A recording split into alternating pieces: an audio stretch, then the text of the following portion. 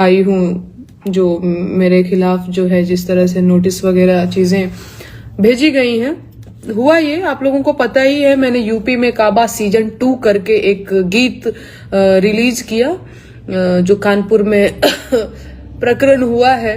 वो आप सबको पता है किस तरह से पुलिस प्रशासन की असंवेदनशीलता के चलते माँ बेटी जिंदा जो है जल करके मर गई और पुलिस जो है वो देखती रह गई तमाशा। तो उसके खिलाफ मैंने गीत लिखा यूपी में काबा सीजन 2। मेरा स्वास्थ्य थोड़ा सही नहीं है पर कोई बात नहीं। तो यूपी पुलिस जो है उसको बड़ा बुरा लग गया और वो मेरे खिलाफ नोटिस भेज दिया। सबसे पहले तो वो अंबेडकर नगर गए जहां पे मेरा ससुराल है, वहां पे मेरे ससुर जी को नोटिस दिया कि भैया अच्छा कुछ लोग यहाँ भी ट्रोल कर रहे हैं, इट्स ओके कोई बात नहीं, मैं मेरी बात कंप्लीट करती हूँ, इसके बाद आप लोग ये सब भी तो जारी ही रहता है। क्या तो मैं क्या कह रही थी, हाँ तो पहले ये अंबेडकर नगर गए जहां पे मेरा ससुराल है और वहां मेरे ससुर जी को नोटिस दिया। वहां से बात नहीं बनी तो इतनी सक्रियता दिखाई, बड़े ही फुर्तीले ढंग से वहां से कानपुर से चल के सीधे आ गए ये दिल्ली। अब देखिए ये दिल्ली आए तो जैसे किसी क्रिमिनल को पकड़ने के लिए पुलिस जो जाल नहीं बिछाती है कि कहीं से भी आपको क्रॉस नहीं करने देंगे आपको यहाँ पे पकड़ ही लेंगे टाइप की चीजें, वो क्या काम करती हैं। एक महिला पुलिस कॉल करती हैं मेरे हस्बैंड को, उनका नाम हिमांशु है, उनको कॉल करके कहती हैं कि मैं यूपीएससी एस्पिरेंट बात कर रही हूं और हिमांशु जी मुझे पता है कि आप जो है यूपीएससी की प्रिपरेशन करने वाले बच्चों को कोचिंग कराते हैं, तो मुझे आपसे कुछ गाइडेंस चाहिए, इस जगह पे आ जाइए, मुझे थोड़ा आप गाइड कर दीजिए। तो हिमांशु भी बड़ा कंफ्यूज हो गए कि ऐसे आपको किसने नंबर दिया, मेरा नंबर किसने दिया आपको। तो ये तो कुछ नहीं बताया उन्होंने बस ये कहा कि नहीं मुझे बस नंबर मिल गया, आप यहाँ आ जाइए, थोड़ा मुझे गाइड कर दीजिए, इस तरह से बात किया। तो हिमांशु और हमने इग्नोर किया, कोई रिस्पॉन्ड नहीं किया कि क्या मतलब है, कोई भी होगा टाइप, ऐसे कोई मजाक कर रहा होगा। फिर आधे घंटे बाद कॉल आती है और ये कहा जाता है, वही महिला पुलिस कहती हैं कि कानपुर देहात से हम बात कर रहे हैं, हम पुलिस की टीम है और हमारे साथ दरोगा जी हैं, हमारी पूरी टीम आई हुई है, आपके खिलाफ जो है ये नोटिस है, आप इसको रिसीव कर लीजिए, इस पे सिग्नेचर कर दीजिए और बाकी सारी चीजें। तो मैं तो हिमांशु को बोल भी रही थी कि बिना वीडियो कॉल बात किए आप मत जाना, क्योंकि भैया कौन होगा वहां पे जो इस तरह से झूठ बोल सकता है, तो पता चले हम सामने गए मिलने, मुझे कोई और ही मिल जाए, है ना। तो इस तरह से हम लोग थोड़ा कम ही भरोसा करते हैं लोगों पर। और तो मैंने बोला हिमांशु को कि पहले कंफर्म हो जाओ ये पुलिस के लोग हैं या ये खुद ही चोर हैं, क्योंकि इस तरह से झूठ बोलना कौन करता है ना। मतलब मेरे साथ वैसे व्यवहार हो रहा है जैसे मैंने बहुत बड़ा क्राइम कर दिया है कि तुमको तो इस तरह से झूठ बोल के पकड़ लेना, जैसे पुलिस नहीं करती, जाल बिछाती है क्रिमिनल को पकड़ने के लिए, उस तरह से एक नोटिस देने के लिए इतना ताना बाना बुना, है ना। तो ये चीजें किया। उस नोटिस में ये लिखा हुआ है, मैं आप लोगों से चाहती हूं कि आप लोग दोबारा से यूपी में काबा का सीजन 2 सुनिए और आप लोग मुझे बताइए कि क्या सचमुच उस गाने में ऐसा है जिससे समाज में वैमनस्यता फैल रही है, या फिर समाज में तनावपूर्ण माहौल क्रिएट करने की मैंने कोशिश करी है, या फिर सामाजिक सौहार्द बिगाड़ने की कोशिश करी है। तो आप लोग भी उस गाने को सुनिए, क्योंकि यूपी पुलिस के नजरिए से तो वो गाना जो है ऐसा है कि वो समाज में नफरत फैलाने का काम कर रहा है ना। तो आप लोग भी सुनिए और मेरे लिए मैटर आप ही लोगों का प्रतिक्रिया करता है कि आप लोगों को कैसा लगता है, आप लोगों को भी क्या सच में लगता है कि मैंने उस गीत के माध्यम से नफरत फैलाने का काम किया है। तो मुझे आप लोग भी बताइएगा। और उस नोटिस में ये भी लिखा है कि अगर 3 दिन के अंदर मैं उस नोटिस का जवाब नहीं देती हूं तो मेरे खिलाफ जो है उचित कार्रवाई करी जाएगी। इस तरह की चीजें करके मुझे कहीं ना कहीं डराने का काम किया जा रहा है। और ऑब्वियस सी बात है, मैं थोड़ा डरी भी। पहली बार जब ऐसी चीजें, पुलिस और ये सारी चीजें होंगी तो थोड़ा डर तो लगता ही, मैं तो घबरा गई थी। पर हिमांशु है वो काफी वो बड़े धैर्यवान टाइप के, उन्होंने बोला कोई बात नहीं, ये चीजें होती रहती है। मैं तो सच में घबरा गई थी, मैं तो कहती कि मिलने भी मत जाइए, कौन लोग हैं, और पुलिस के लोगों को झूठ बोलने की क्या जरूरत, इस तरह से कोई झूठ बोल रहा है, पता नहीं हम गए मिलने, कौन होगा, सारी चीजें। तो बाकी हाँ नहीं ठीक है, अभी मैं बहुत कॉन्फिडेंट भी हूँ, मेरे हस्बैंड मेरे साथ हैं, तो मुझे बहुत वैसी कोई दिक्कत नहीं है। बाकी मैं एक बात जो कहना चाहती हूँ, और वो ये मैं कहना चाहती हूँ कि मैं अपने गीत, मैं पिछले 2.5 सालों से गीत लिखती रही हूँ, गाती रही हूँ, कोई भी गीत या कोई भी मेरे शब्द ऐसे नहीं है जो जिसको आप ये कह सकते हैं कि ये आपत्तिजनक है या असंवैधानिक है, ये नहीं होना चाहिए, समाज के लिए ये सही नहीं है, इस तरह की चीज नहीं होनी चाहिए, है ना। तो इस तरह का शब्द मैंने कभी प्रयोग नहीं किया। बाकी यहाँ पे आप देख रहे होंगे मैं भारत का संविधान लेकर के बैठी हुई हूँ, और मैं बताना चाहती हूँ कि ये जो संविधान है मुझे अधिकार देता है बोलने की, पढ़ने की, रहने की, घूमने की, है ना।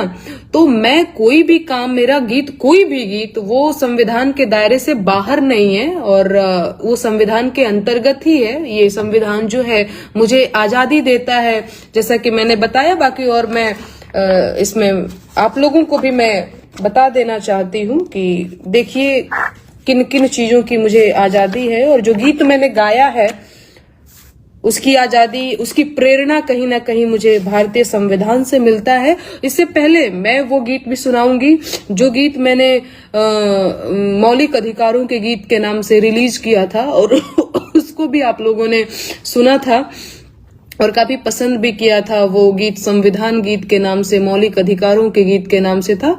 मैं चाहती हूँ कि वो गीत भी मैं अभी आप लोगों को सुनाऊंगी, लेकिन उससे पहले मैं एक चीज जो पढ़ करके सुनाती हूँ आप लोगों को, जो भारत के संविधान में लिखा गया है और जहां से मुझे प्रेरणा मिलती है गाने की, मैं आप लोगों को एक बार पढ़ करके सुना देना चाहती हूँ।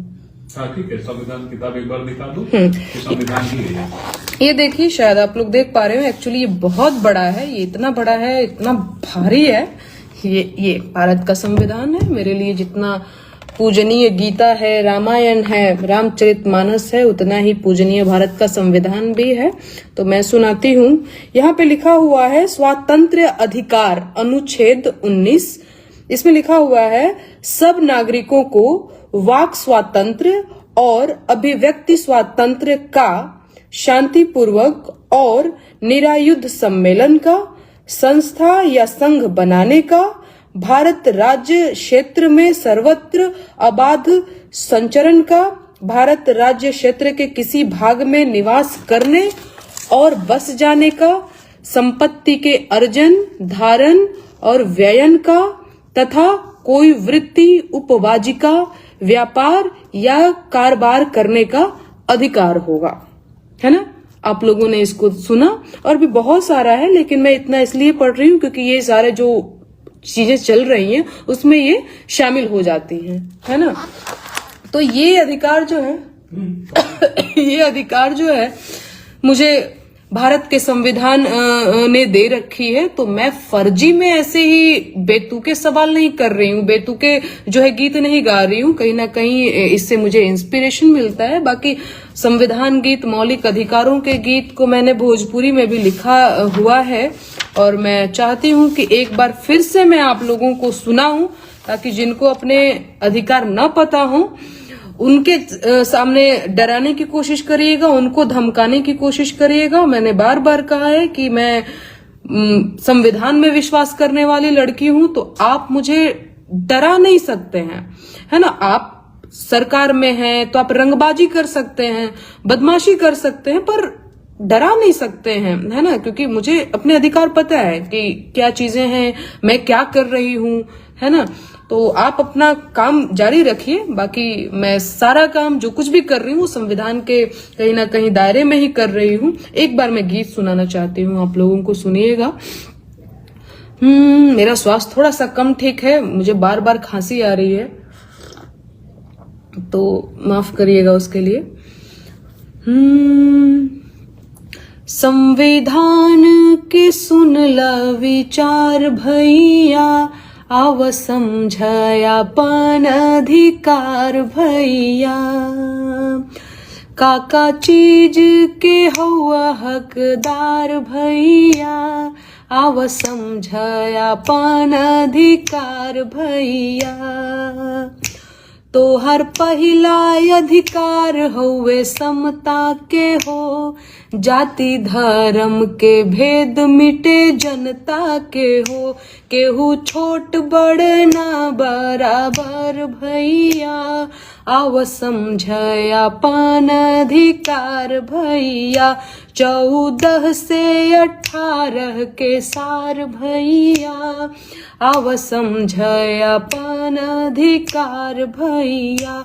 तो हर दूसरा अधिकार है स्वतंत्रता के हो, बोले पढ़े रहे घूमे के आजादी देवे हो, समुदाय व्यवसाय के आजादी देवे हो।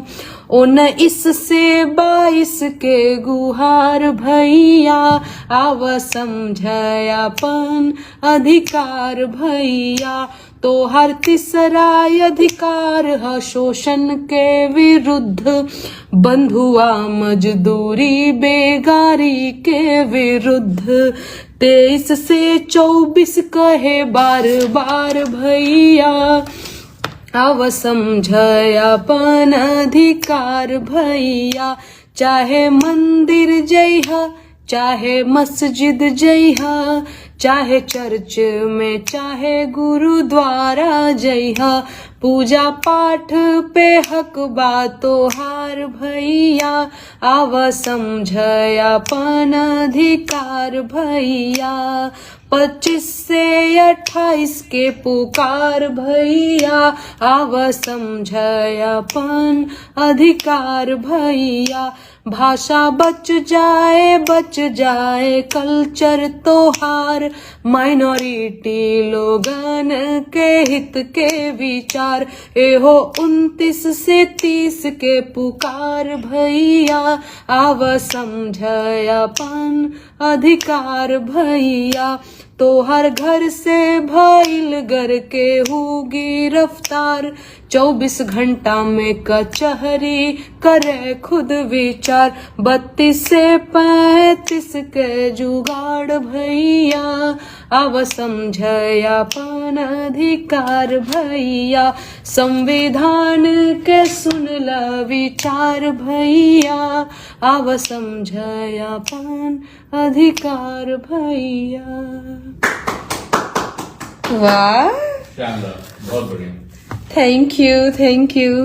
देखिए ये मेरे पति है ना, ये बड़े ही अच्छे हैं। मतलब मैं इनकी वजह से इतनी कॉन्फिडेंट हो पाई हूँ कहीं ना कहीं।